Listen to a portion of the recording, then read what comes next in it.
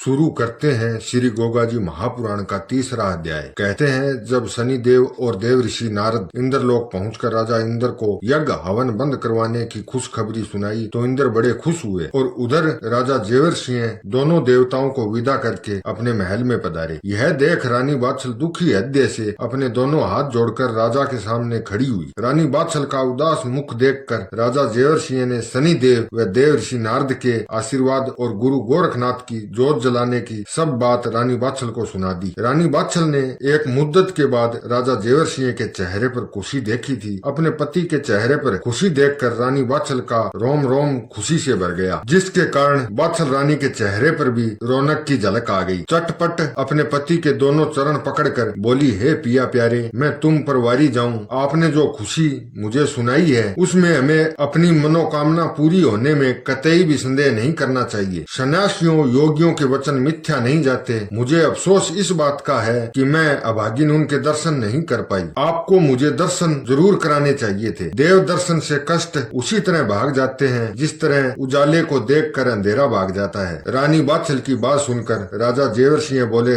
रानी बात तो आपकी ठीक है, मगर उन दोनों देवों के चेहरों पर इतना भारी तेज था कि मेरी आंखें उनसे ठीक प्रकार नजर भी न मिला। मेरी विधाता ने ऐसी मत हर ली कि तुम्हारे दर्शन कराने की तो बात तो बाद की है, मैं उनका परिचय भी नहीं पूछ पाया। उनकी मौजूदगी में मेरी तर्क बुद्धि एकदम क्षीण हो गई। ऐसे महात्माओं के दर्शन से तुम वंचित रह गई, इसका मुझे भी काफी दुख है, परंतु ईश्वर इच्छा समझकर संतोष कर लो और गुरु गोरखनाथ जी महाराज की जोत नित्य नियम से दोनों समय जलाने की जिम्मेदारी तुम्हें ही लेनी पड़ेगी। ये काम मर्दों के वश का नहीं है, औरतें ही ऐसे कामों को समझदारी के साथ निभा लेती है। हम लोग राजकाज के झंझटों के कारण चूक भी सकते हैं। महात्मा लोग ये भी कहते हैं कि गोरखनाथ भगवान हरि नारायण का अवतार है। उनकी जोत दोनों समय जलाने से वह अपने 1400 चेलों के साथ हमारे नगर में पधार कर सबको दर्शन देकर हमारी मनोकामना पूरी करेंगे। पुत्र होने का वरदान भी तुम्हें ही मिलेगा और राजकुमार की मातेश्वरी का दर्जा पाकर तुम भी फूली फूली फिरोगी। अपने राजा जेवर्षि की मुस्कान भरी बात सुनकर रानी बादशाह फूली नहीं समाई। उसकी खुशी का ठिकाना नहीं रहा। उसके गुलाब समान चेहरे पर लाली छा गई। वह राजा जेवर्षि से प्यार भरे लहजे में मधुर मुस्कान भरकर बोली, हटो भी, तुम्हें मस्खरी की बातें करते लाज नहीं आती। बंधुओं, रानी बादशाह ने नित्य नियम से सुबह शाम दोनों वक्त गुरु गोरखनाथ की जोत जलानी शुरू कर दी और अपने दोनों हाथ जोड़कर गुरु गोरखनाथ के चरणों में प्रार्थना कर, सिद्ध श्री सर्वोपरि जग के गुरु गोरखनाथ है पालन हारे, शीश झुका प्रणाम करूं, दया करो गुरुदेव हमारे, जोत बाल कर करूं विनती, कष्ट हरो जग के रखवारे, पूर्ण मल पर कृपा कीनी, वैसे ही सारो काज हमारे, हाथ जोड़ विनती करूं,